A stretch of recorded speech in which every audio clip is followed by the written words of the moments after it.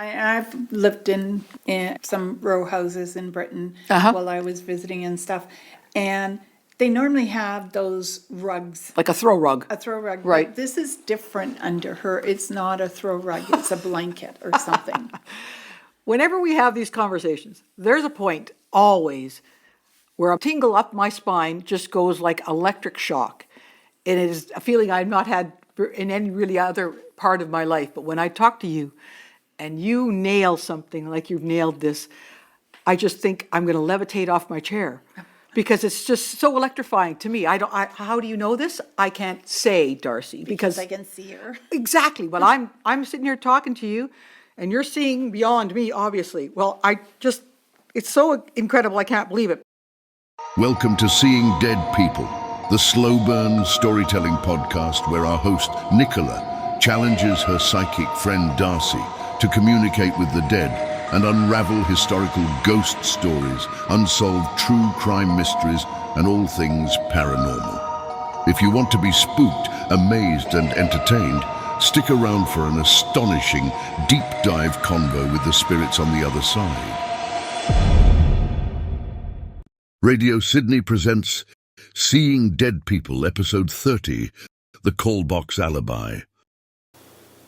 Darcy, hello and welcome, as always, to Seeing Dead People. We are live and in person at Radio Sydney. Well, hello, how are you? I'm peachy, thanks. Darcy, how are you? I'm good. Did you know today is going to be our 30th episode? Really? Really? Oh my God. I know, isn't that Time amazing? flies. 30 hours of Seeing Dead People, 30 episodes available on Radio Sydney, Seeing Dead People website. I think that's remarkable. That's excellent. Yeah, who'd have thought it? Not me. You're psychic. You should have thought it. I have my mind somewhere else. Okay. Well, before we get going today, I'm going to ask you, have you any ideas about what we're talking about today? At this point, no. Good. Well, I'm going to guess a dead person. Brilliant. Okay, well, today, Darcy, we're going to delve into one of the most intriguing and frustrating of all unsolved British mysteries. It's a 91-year-old crime, so carefully and skillfully devised that not a trace of evidence points to anyone as the murderer. Over the decades, many writers, police investigators, private citizens have tried to solve this conundrum in books, essays, blogs, and podcasts. Not only has this case never been solved, it happens to represent a fascinating and classic archetype of crime and detective fiction, the locked room mystery. But this strange whodunit, which occurred in Liverpool, England in 1931, is true. So before we go any further, Darcy, do you know anything about the idea of the locked room mystery?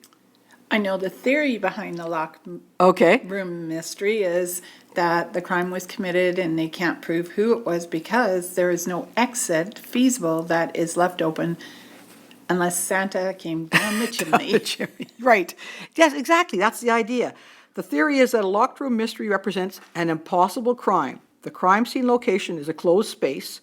Obviously, could be a locked room, but the locale might also be somewhere with limited access, like an island, remember? And then there were none, great Agatha Christie storyline. Or a moving train, so a limited location, it's moving, doesn't stop. Again, Agatha Christie wrote a great story called Murder on the Orient Express. Basically, the crime setup itself means the crime itself is an impossibility. How was it done? That's the trick of a locked room mystery. Makes a great fiction. But this is a true story of an event that happened that they consider to be a locked room mystery, never solved. Fundamentally, there's no way for the perpetrator to either commit the crime or to avoid being seen getting in or out of the crime scene. Our mystery today begins in England's famous northwest city of Liverpool, best known as the birthplace of the Fab Four, in mid-January 1931. The city's unemployment rate is sky high at the time. England under King George V is in a serious depression. New York's Wall Street market had infamously crashed the year before, and its resulting economic meltdown has carried across to the British Isles. In our case today, Darcy, we have a locked home, number 29, which is part of a long row of terraced brick homes situated in Liverpool's Wolverton Street in an area called Anfield. So have a look at our first photo, Darcy. You'll see black and white pic of number 29 Wolverton Street. You'll note I've identified the section representing the actual number 29 because it is a row of houses. You'll see the front door, it's black, and the front windows.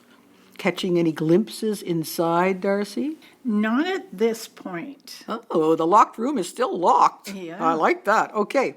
So being a row house obviously means each home has only a front and back door.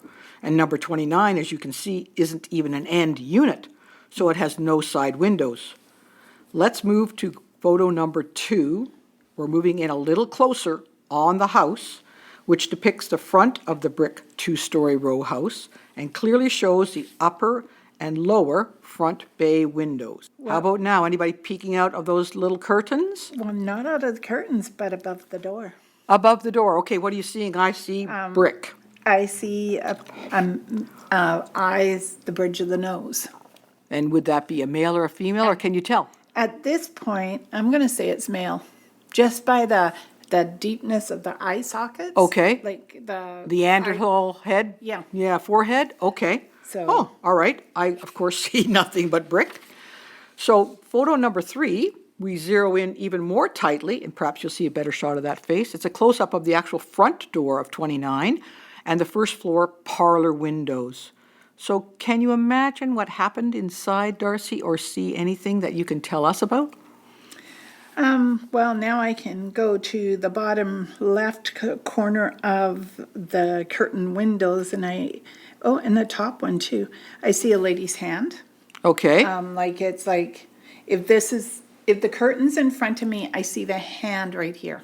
So on you're the seeing the hand outside. coming in. Okay, just the hand itself. Just the hand, and in the bottom part, I've got a lady's face. So I'm going to say it's probably a lady on the inside that has been murdered. Aha! You're already jumping ahead. Okay, so you're recognizing, are you, that we have a locked room setup here? We have only a front door and a back door, and the back door is accessed by a back alley. And can you see anything more before we go on? I'm Sure. going to show you and see if you can see it. Okay, Darcy's, oh, I see a face, Do you if you see can the call it face that. I and the can. body? And a body. So Darcy's showing me, you've turned the photo, oh no, you've just zeroed in on the section between the 4 windows. Yeah. That's it. So if you pinch into that section between the 2 top windows and the bottom windows, so it's, I guess, a piece of concrete that is splitting those windows, I see right where the windows meet, a little face and possibly a body. Well, I would be stretching there, Darcy, but I'll give you that. Okay. Okay. So now we know this is a front and back entrance. Let's have a look at the back entrance in photo number 4. You'll see a man, he's a police officer, but that is the entrance to number 29 at the back. Yeah. So you are saying we have a mystery with a woman. Yes. Okay. Has the woman, can you tell us anything about the woman before I introduce you to her? I would say, okay, I'm about 5'10", so she's a little shorter than I am. Dark hair by the looks of things, and likes to wear it up. Angular type face, the cheekbones. I think she might have blue eyes. Are you looking at her right now? Yeah, I'm just trying to get her to focus in here. Darcy's looking just into the sky and the air here in the room. And I've got that white sort of tight frilly. Yeah, blousy look? Yeah. Okay. So I would say not poor, but not rich. Okay. Okay, so that in between of maybe have to darn a few things so people can't see that there's a rent in anything. Okay. But I would say established. Her husband would have to be established because I'm not feeling she worked. Okay. Does she have anything on her face, shoulders, head? Anything? Are you seeing anything? I would say a hat, but the interesting thing is I see her shrouded in green. What does that mean? I don't know. Oh, okay. Green is healing normally. Okay. And it can also be money. Okay. But it's different. It's like I have arms around me that are green. So Okay. it could be a jacket. Okay. Okay. All right. maybe. And I would say that she's refined. That's what I would say about her. Refined. Yeah. Okay, good. Well, let's introduce you to Julia Wallace. So, as you described her, Darcy, she is dark-haired. Her hair seems to be up. She has an angular face. I don't know what color her eyes are. Yeah, you Might can't be see. dark, might be blue, might Yeah. not be. She's wearing quite the fancy hat. She does have a frilly blouse that is white. So that's amazing that you nailed that. She's got very distinctive multiple rows of pearls around her yeah. neck. So that gives you an indication, as you said, that she, I think, has some money. Yeah. I believe she might be wearing a fur coat, or at least a coat with a fur collar of some sort. So Julia is a small woman. She's very proud, suspicious of strangers, and sadly estranged from her 5 siblings. Oh, wow. She was born in 1861, an accomplished pianist, and regularly tinkles the ivories on the piano in her front parlor. So tell us what you see now. I think she's a very handsome woman. I would say, as you said, medium class, perhaps. I don't know what else more I could say about her, but you probably can tell us a lot more.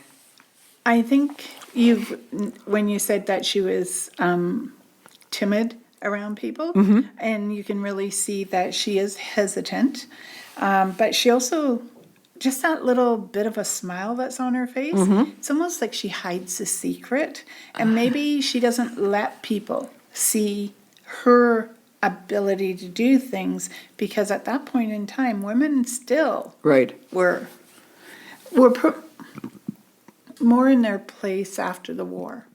Absolutely. Yeah. And so I think that there may have been more here that she did. Ah, okay. Well, as you mentioned, Julia Wallace has a secret. Oh, Have you any idea what it might be? well, I didn't know if she had a lover, but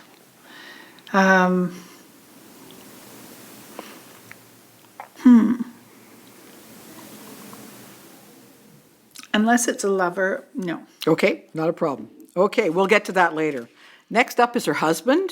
In photo number 6, meet William Herbert Wallace, known as Herbert. He was born in 1878. Now, Herbert, just from the look of him, he's a very dull and uneventful life. He is a dull-looking man. He is not really healthy, sadly. He's lost a kidney earlier to disease, and he continues to have ongoing health issues. He's a tall, thin, unemotional man, sporting a mustache, gold-rimmed spectacles. He, of all things, sold insurance. How dull can you get? He dabbled with chemistry experiments, and he plays violin to accompany his wife. And his main hobby in life is playing chess. So okay, we're not talking about an exciting fellow here. Yep. What do you think of William Herbert Wallace? Well, first I would have said accountant, because that's what came across. Yeah, that's another one that goes with insurance, right? Pretty but- similar. Yeah, which does that, but yeah. Again, I would say that maybe his health has affected some of his ability to look beyond now. What does that mean? Most people will plan a little bit for their future. Okay. And maybe all he thought about is now. Okay. I would say, too, that there's something he's hiding. All right, well, let's see if you can explore that in the future. The couple married in March 1914, and this is where Julia's secret appears. What do you think it is, Darcy? First of all, I can't imagine these two people together. Okay, I'm trying to, and I keep flipping back and Yeah, forth. the and two picks. she never had a child, right? No children, Okay. you're correct. So I know it's not a secret pregnancy, but I feel as though I want to say she's got money. And I Okay. think that's part of her secret. Okay, well, as far as I know, she doesn't have money, but her secret is she lied about her age. A classic female secret. She claimed she was 37 on her marriage certificate when she was actually 53. Oh my God, she looks gorgeous. Doesn't she? Now, I can't tell you the year that photograph was taken. So I don't know if it's taken near the time this was happening or not. But I don't even know if her husband knew about this deception.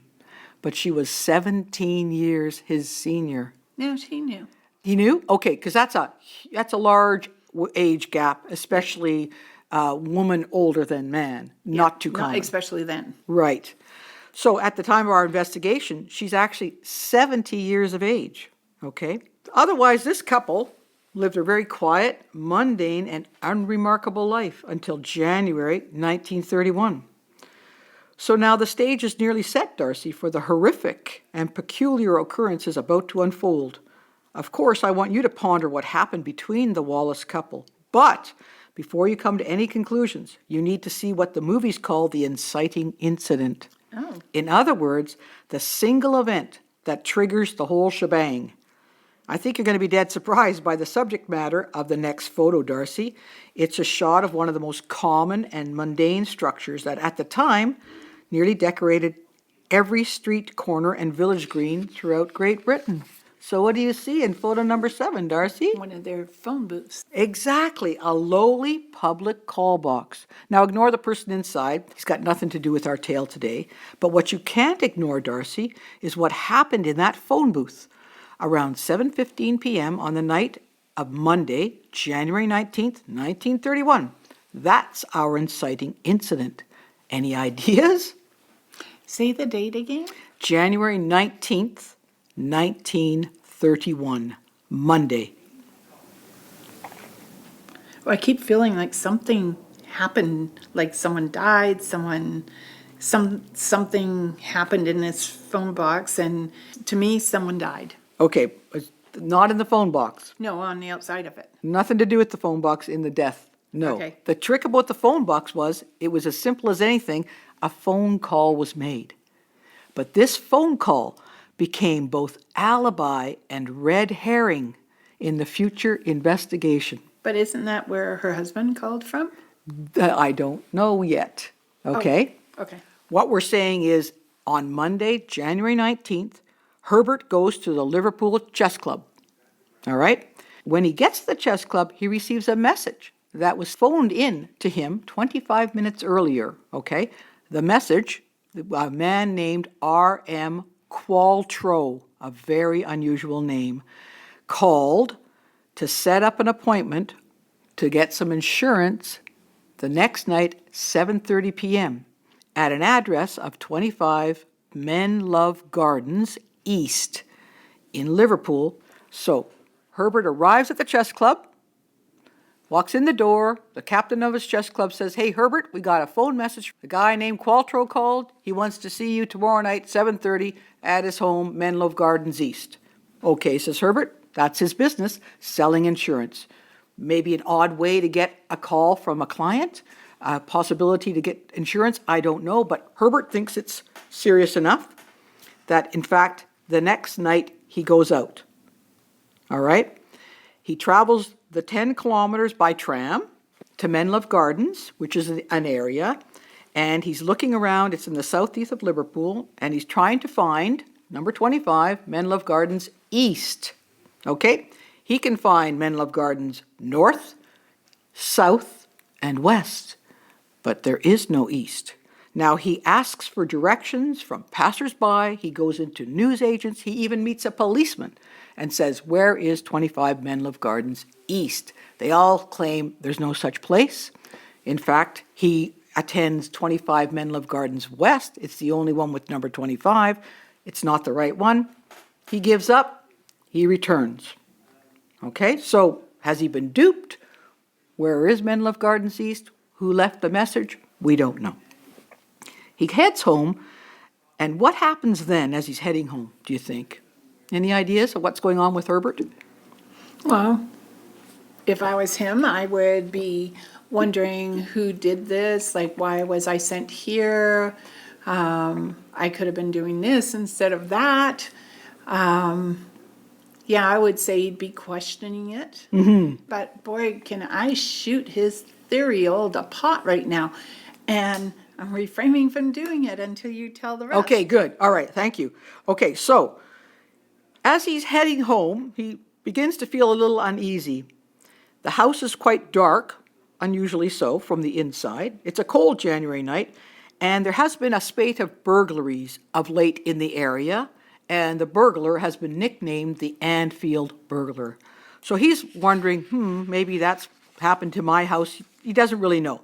So he says, Herbert says, he tries the front door with his key, can't get it to open. Has to walk around to the back alley to get into the back door. That too won't open. Comes back around the front. Now he's joined by his next door neighbors, John and Florence Johnstone. He tells his neighbors he can't get in. The trio walk around the back, again with him.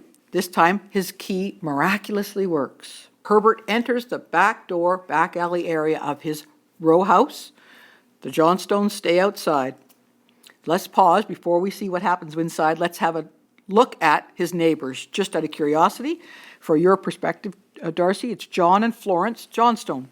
They appear to me an average, positive-looking older couple. I see nothing about them. I'm just wondering if you know of anything. Now they seem cute. Cute. So Okay. They look like what you see is what you get. Yeah, okay. I think that's probably represents the Johnstones pretty well. Well, Herbert hurries inside the back door, lights a lamp while the Johnstones wait outside.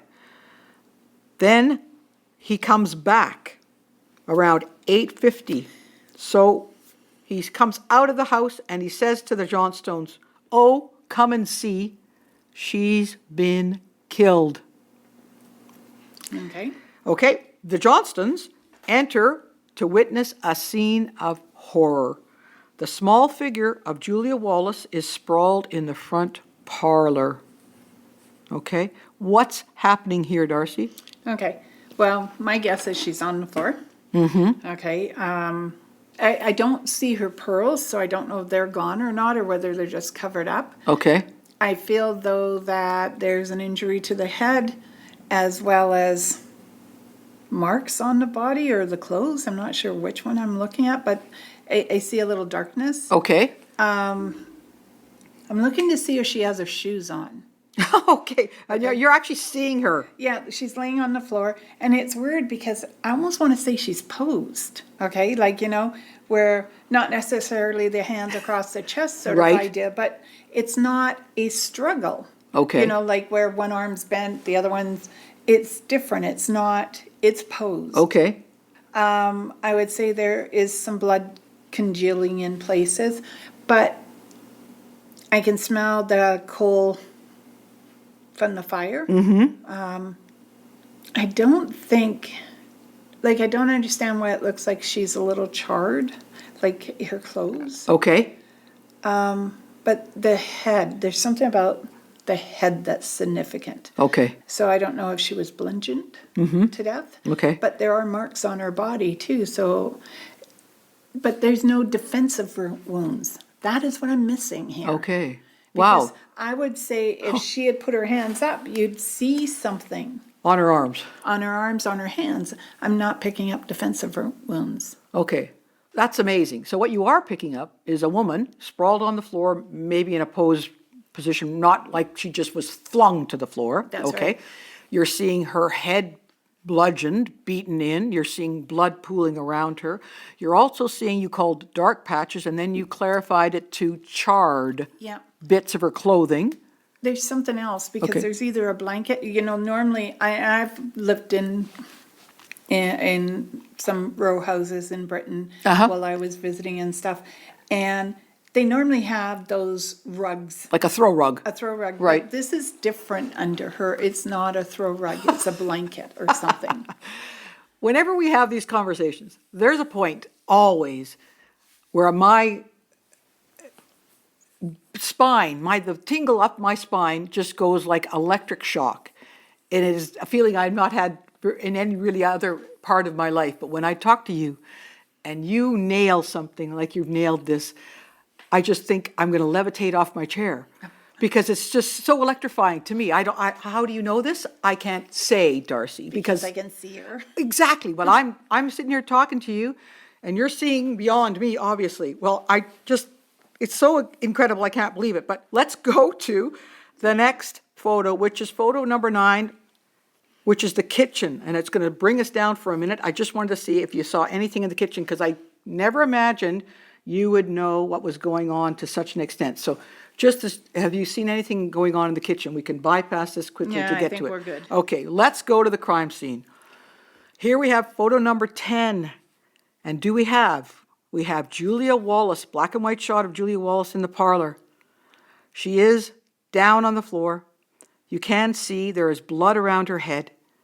We can't really see clearly, but she has been viciously bludgeoned, Darcy. In the end, about 10 times. Wow. And any one of those blows, Darcy, would have killed her. So we're talking serious overkill, and I would say extraordinary anger. You're also seeing a gas fireplace, which she is very close to, okay? So we're going to take you to the next photo, which is number 11. It's a closer shot, and I warn you, it's quite graphic. Even though it's black and white, we're seeing this poor woman, and she is exactly as you have described. She looks somewhat posed because she's not just flung onto the floor. Her head is badly battered. There's pools of blood. There's blood around. Now, what really two things shot me up the back. You said her clothes were charred. Her dress was partially burnt by the gas fire, Darcy. Now, how you could possibly have come up with that, I will never know. I mean, yes, you could have said, a woman was killed. 9 times out of 10, a woman is killed by her husband. We know that. Yeah. And you could have guessed that she was bludgeoned. But to say her body was charred, that's astounding. And then the next thing that shoots the old electricity up my back, if you look at photo number 12, you will see, I'm just letting Darcy find photo number 12. Okay, zoom in and you will see, Darcy, her body has now been moved. What's under her? What's under her? Exactly. How did you know this? Herbert's Macintosh was lying under Julia Wallace's body. Now, how on earth did you know she wasn't lying just on the classic throw rug? I'll never understand.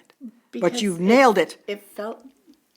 Have you ever got into bed and then you go in the dark and you forgot you threw your sweater on the bed, and then you realize that I'm a little uncomfortable, turn on the light, and it's like, oh my God, I forgot this. Right. It's like that. There was that extra lump or texture. But if I could even imagine your understanding and seeing this, how do you even feel it? Her body is dead. So where's there a feeling? She's not even got any feeling. But she does. Because at the time of her death, before she died, before the last energy left her body, she would have felt everything. God. And that's why I was looking for her shoes. Okay. Because the shoes were significant in the fact that, one, most people in Britain wear their shoes indoor. We tend to take them off. Right.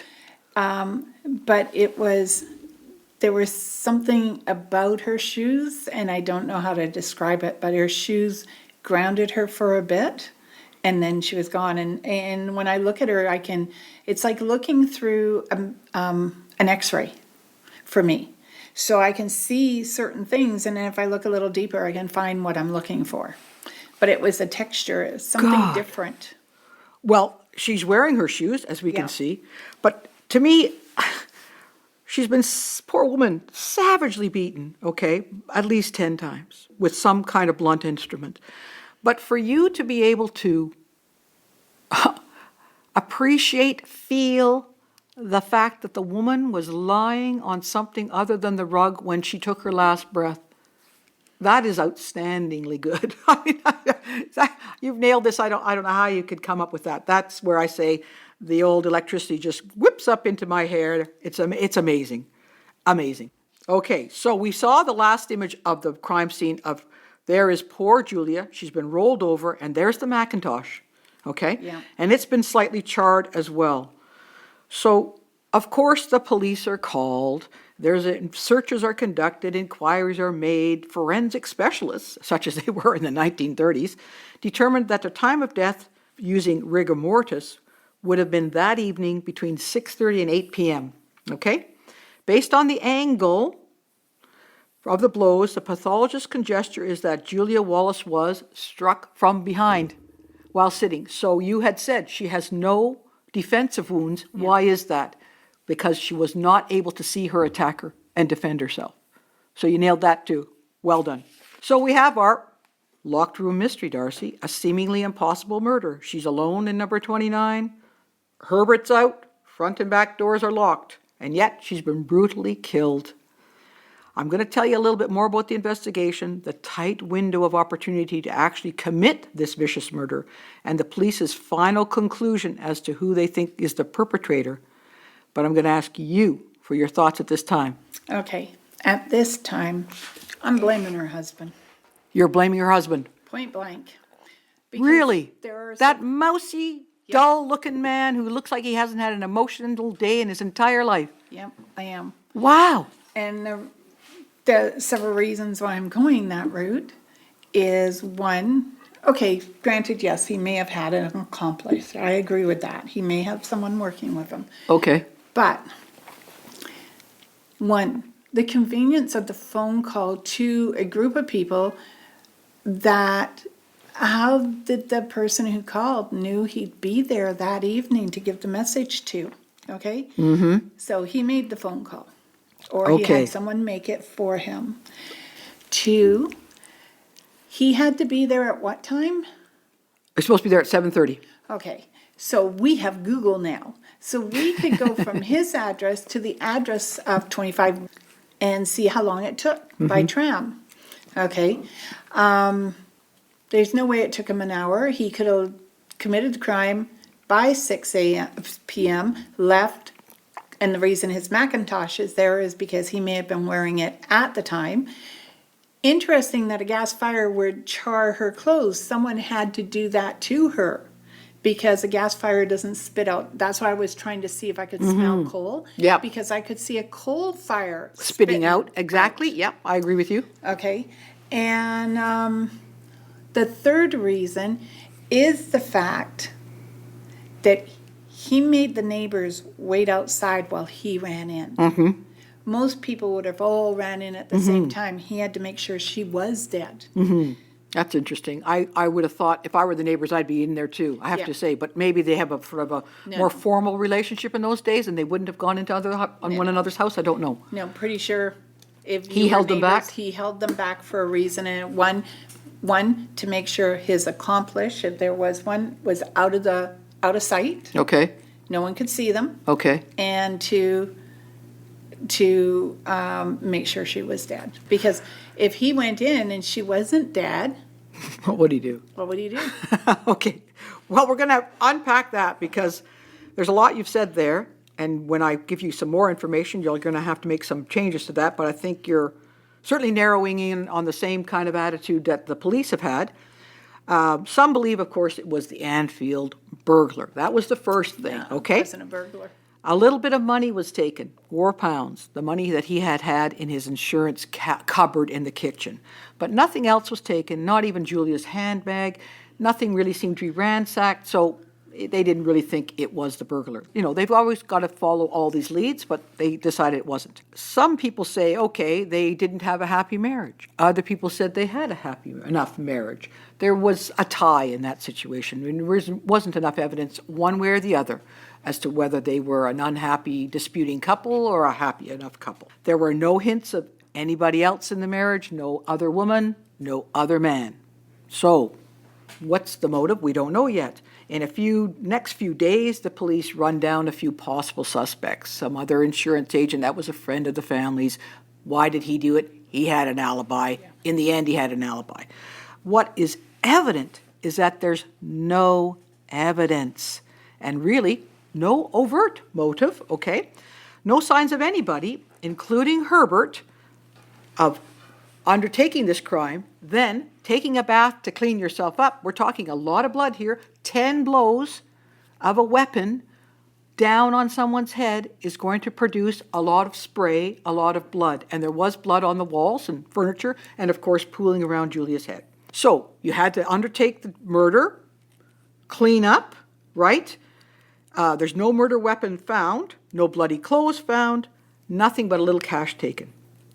So Julia Wallace, older, middle-class society woman, as you described her, nothing special. No obvious rancor with anyone else except for her family, whom she didn't have much to do with and really had all alibis. So she had very few contacts with anybody. So why would anyone murder her so savagely? Yes. I'm going to ask you to expand a little bit on your thoughts before I give you a few more details, which are going to change a little bit to what you're thinking. Okay. I either he had an accomplice. Okay. Okay. Or he did it before he left. And I think the time frame of when she died, the possibility, I mean, they're basing it on rigor mortis. Mm-hmm. Okay.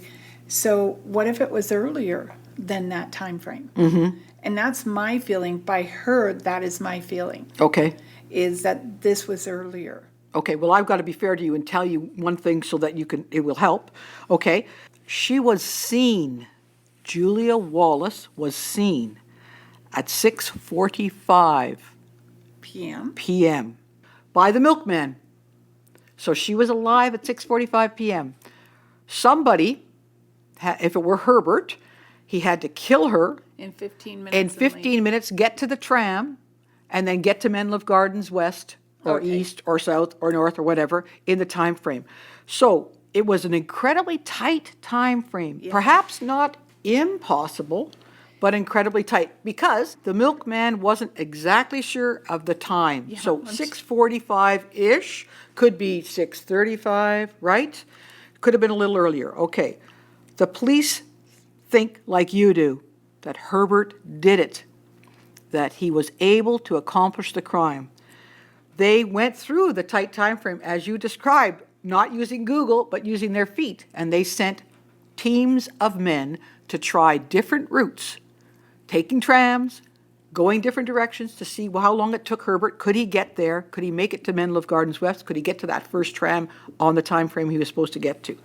They say that he could have done it, but he would have had to really sprint, frankly, and the guy wasn't in good shape.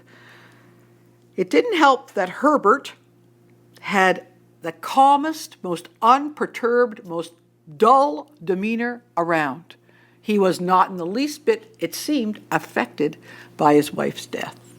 The public opinion howled at him because he was not the grieving husband. So some say, okay, how did this phone call happen, as you suggested? Who made it? Did Herbert make it to therefore produce for himself an alibi for the next night?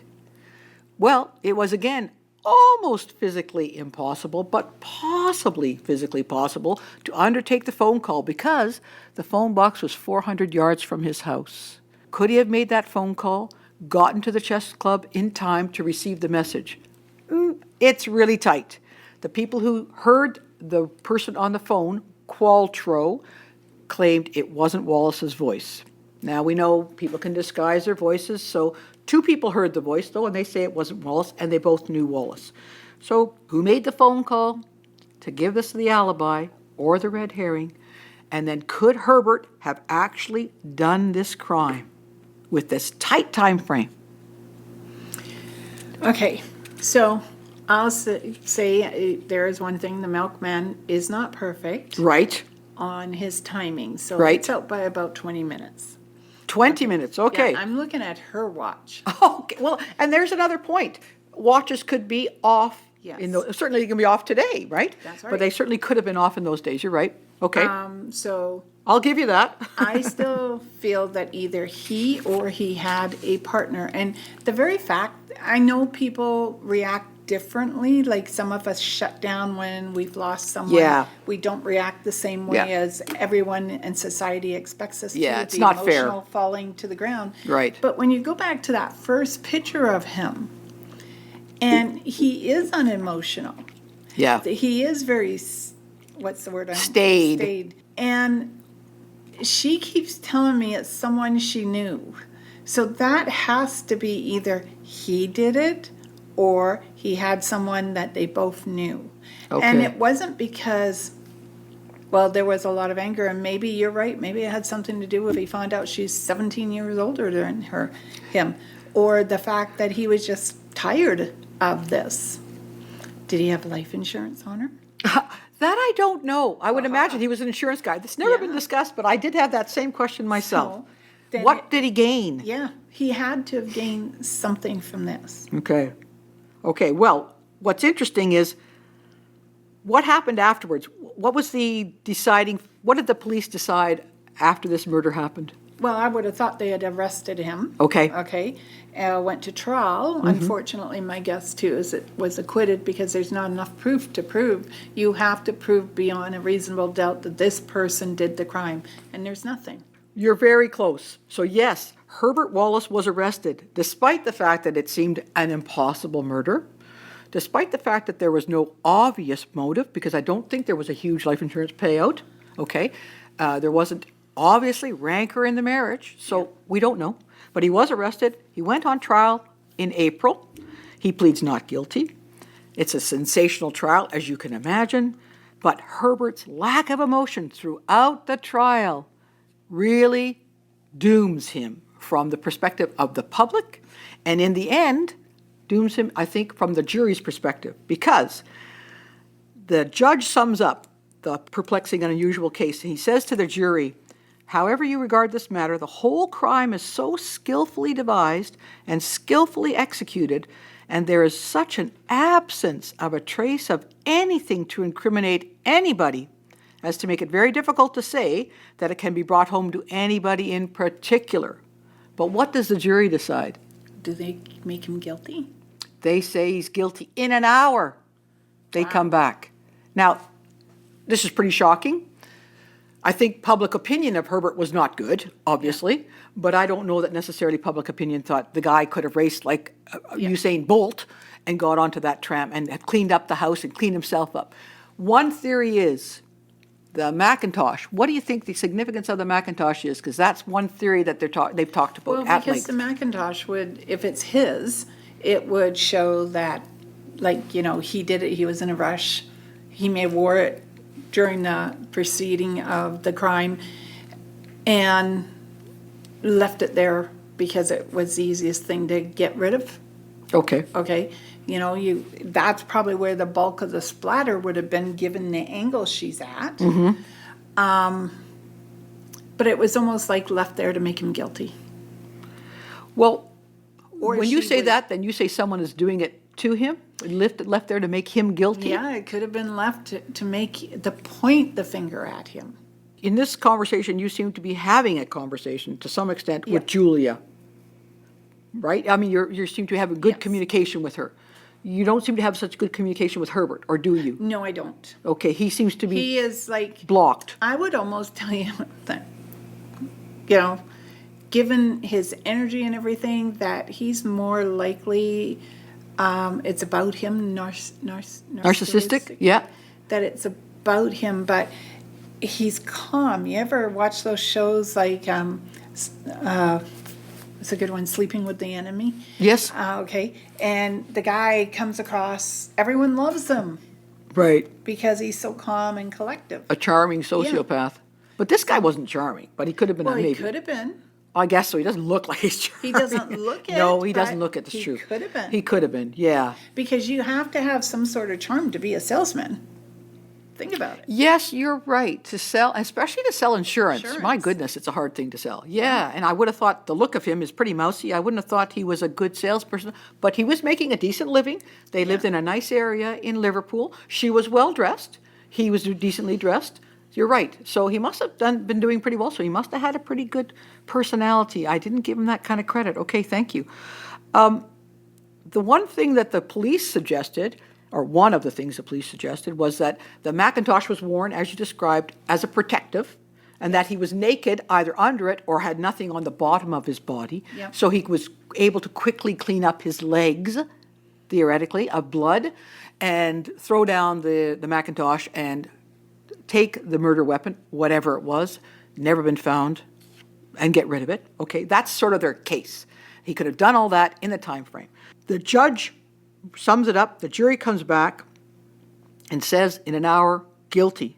But I want to give you a perspective of one of the great crime writers of the time, Raymond Chandler, wrote terrific books. And he said about this killing, he said, it was an impossible murder. Wallace couldn't have done it, and neither could anybody else. The Wallace case is unbeatable.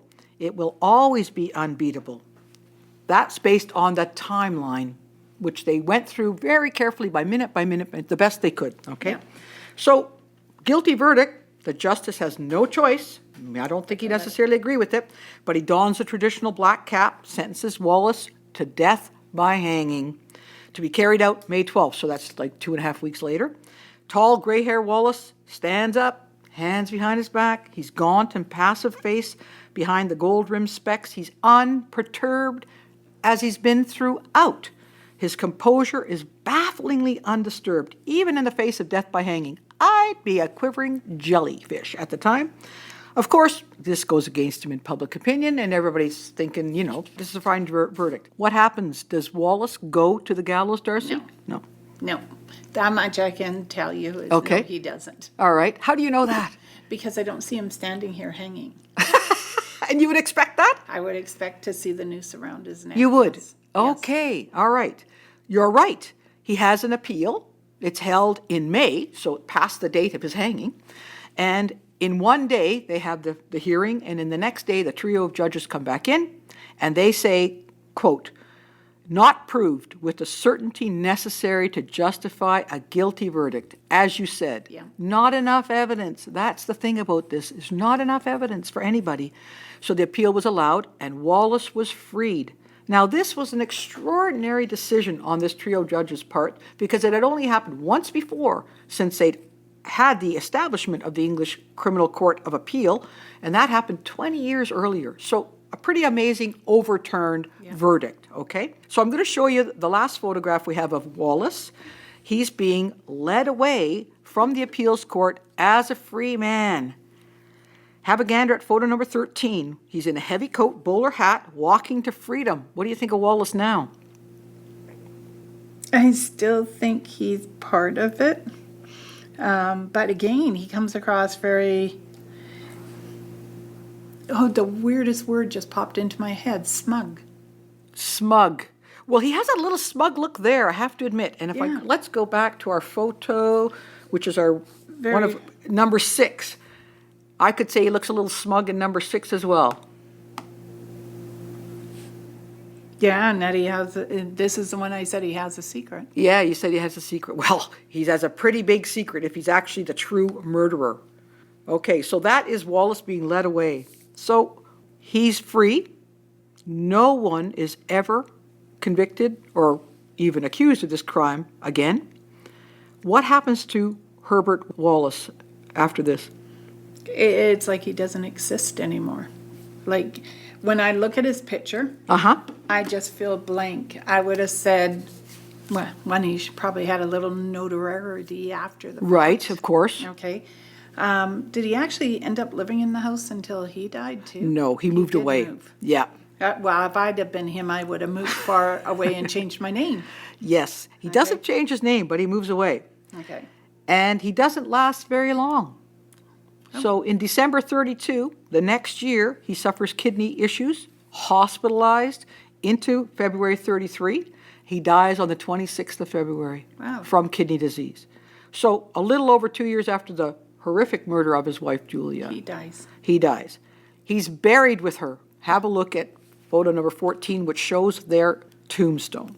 Can you read that and tell me, do you actually believe it? I think at one point they did love each other. Do you? I do. I love a convenience.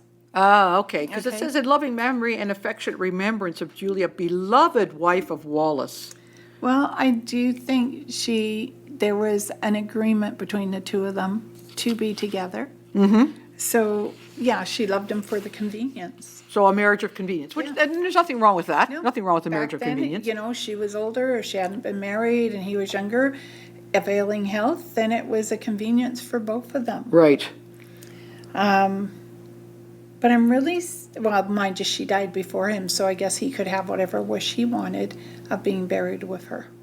Right, he had that, yes. I guess he could have demanded that, and since he was an innocent man, who could stop him from being buried with her? So you still say Herbert himself did the deed? I so want to say yes, because she trusted the person. Who came Yeah. into the house. So, and I don't hear angry words. I would have said she was sitting on the lounge that was in the living room there next to the fire. And the next thing I know, I hear it's a crack. That's why I thought maybe a gun. But it would have been, So they never found any porcelain or anything in her head? No, not that I've been aware of at all. Or missing light? Nope. There's nothing that's untoward. It's not wood. There's a difference in the sound of wood hitting flesh. They're thinking it's either a poker, the classic thing, although it's a gas fire, so why do you have a poker? Or some kind of pipe. Yeah. That's all they can come up with based on their limited Or ability. a lamp,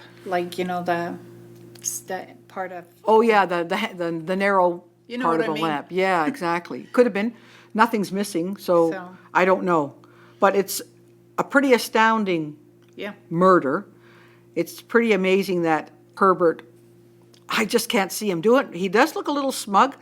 I can't see him doing it. I can't see the motive. Supposedly he had 162 pounds in his bank account. She had 90 pounds in her bank account.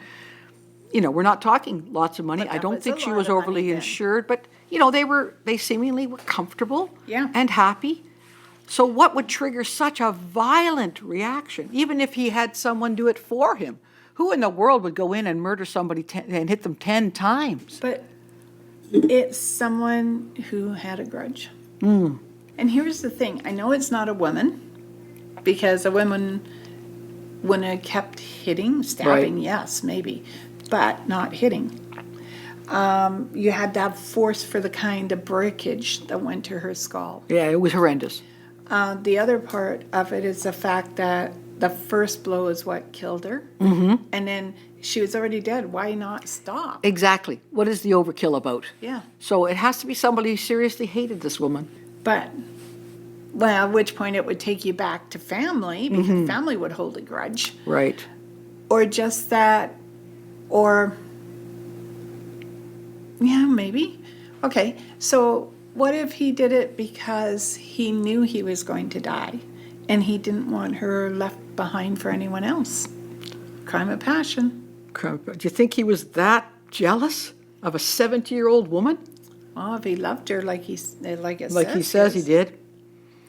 Yeah, I guess we're reaching here, but who knows? But isn't that why this is still alive? Like the fact that, people have bought into the house, have come to see, just to experience the energy. Yeah. Which I don't understand, but nonetheless. You're right. And in fact, the people who live in the house today say they feel energy. They have no problem living in the house, and the house has been let continuously since this murder happened. But it does exist still today, 29 Wolverton. A family lives in it. Oh, now I want to go back to Liverpool, go knock on it and say, can I come in? And check this place out. Well, Darcy, that was a really wonderful session. I just thought of something. Go for it. What if there was a hidden passage in this house? It would be fun if there were. Yeah. I don't know if they ever explored. I mean, they looked the house up and down. I don't know what kind of explorations they undertook. And a basic terraced row house would have only been built 3 years earlier, so I don't think it was one of those Well, it ancient was things. worth a But it's a try. good worth a try. It is worth a try. Because there's no way Santa's fitting down those chimneys. No, exactly. There wasn't one. Yeah, I know. Well, as they say, it is the impossible crime. It is the locked room mystery. And we haven't really solved it, just like No. everybody else. But you nailed how the woman died to such a startling extent. I think you deserve big kudos today. Thank you for that. That's just amazing.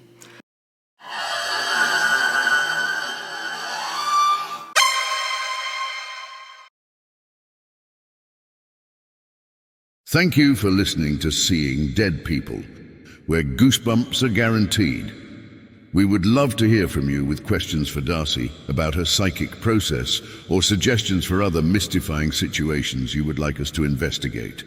Please shoot us an email to info@radiosydney.ca with Seeing Dead People in the subject line. New episodes air on our website, radiosydney.ca, on the first Saturday of every month. Episodes repeat Saturday nights at 8 p.m.